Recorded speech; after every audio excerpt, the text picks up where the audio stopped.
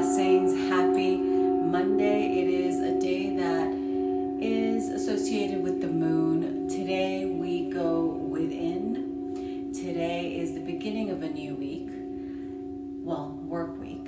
And a lot of what is going on right now as we're building to the full moon, there's a lot of stuff coming up. There is also a lot of endings and new beginnings that are happening. This is also the second lunar cycle of Adar of Pisces, and Pisces is the last sign of the zodiac. So there's a lot of energy of revisiting and of processing old griefs and patterns and allowing them to be cleared. So whatever comes up, know that it is coming up to be healed. The frequencies of anger, of guilt, of shame. Guilt, shame are somewhere in the 20 to 30 hertz. Anger is around 100. But you notice that these are lower frequencies. These are frequencies of contraction. Even when you think of fear, when you think of anxiety, when you think of anger, it makes you feel contracted. But the energy of love, of forgiveness, is one of expansion. Forgiveness is a touchy subject, as sometimes we have been hurt, or oftentimes we have been hurt to the point that we don't believe that forgiveness is actually deserved. However, from my experience, I find that whenever I have had a difficult time forgiving someone, or a certain situation, for me it has to do with a relationship, keeps coming up. It comes up to be cleared, and it comes up because it is relevant to what it is that you are expanding into. So for me, it is forgiving myself for, I can say for a poor decision in maintaining this relationship that was incredibly toxic and abusive emotionally, mentally, and even in some respects physically. So I can say that for me it was very hard to be able to forgive that person for taking advantage of my heart. And at the same time, I can say that this was part of a soul contract. This was an agreement that was entered into by me and this being. Forgiveness is something that would liberate me, would remove the blockages from what it is that I am seeking to manifest. Because forgiving really has to do with ourselves. It has to do with believing that we are worthy and deserving, and that we operated at the time of that circumstance. We operated at the level of consciousness we are at, and trusting ourselves that in this moment we deserve the blessings we are calling in, because we are operating from a different level of consciousness. And that is often where we get in our own way. We stop ourselves from receiving the blessings. We get in our own way because we don't feel we are worthy. We don't feel we are deserving. We know that we operated from a place of fear, of lack, of scarcity, of doubt, of ego, of selfishness and self-servingness.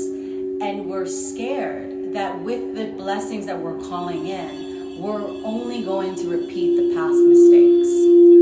Therefore, to begin the process of healing, of letting go, of shedding these hurts, of forgiving ourselves, we are going into a mantra practice of Shlama, which means peace, but it actually is deeper than peace. It means oneness, allowing ourselves to return